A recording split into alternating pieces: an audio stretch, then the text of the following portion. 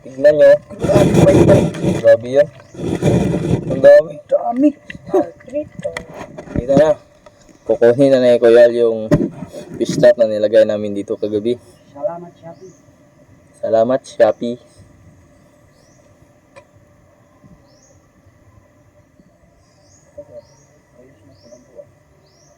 Daghan nagpait-pait dong. Ha? Daghan nagpait-pait dong. Diba? Medyo lang. Daghan Nagpait-pait. isda pa good. Daghan na usan yung dakong isda. Ang dami. Ang dami oh.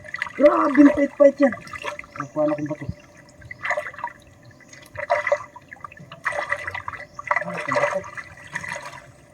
Ano yung bato? Ang dami. Ito perfect pampain. May dako, kuha natin yung dako. Saan man na? Aman. Ano yun? Pait-pait na dako ba?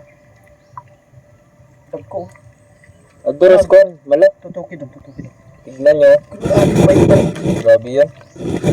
Ang dami. Dami. Grabe pait-pait yung huli namin. Sa trap, ang dami nito. Parang nasa dagat.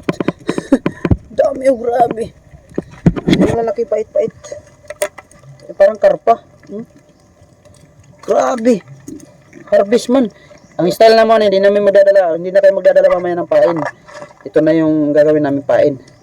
Babalik ko lang to doon paglunod. Kukunin na ni Kuya Al yung fish trap na nilagay dito. Pumunta kami dito kahapon. Hindi pa madilim. Sakto pa lang yung araw. Tapos pagrating namin doon sa baba, biglang dumilim.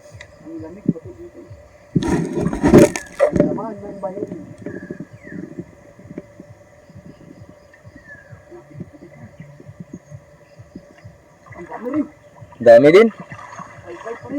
Pait pa rin. May swil. Dami din. Sakto lang talaga dito lagyan na fish trap. Mga kapamilya, yung maliliit nito pakakawalan, yung iba ipapain. Yung mga laki-laki na pirito. Perfect ito pang pirito. Ito ang isda. Video yan. Dito kay. Lantaw. Sabi, wala na yung laking iswil oh. Tingnan nyo naman. Kala mo nasa dagat kami. Ito yung huli namin. Ayos. Sa pangalawang bubo namin. Tapos meron kaming giant dalag. Kiluhin na to kapin. Sorbol na to. Tingnan nyo.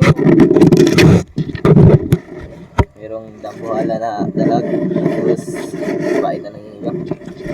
Merong ilang fish whale. Tatlo lang, apat lang na klase ng mga water animals.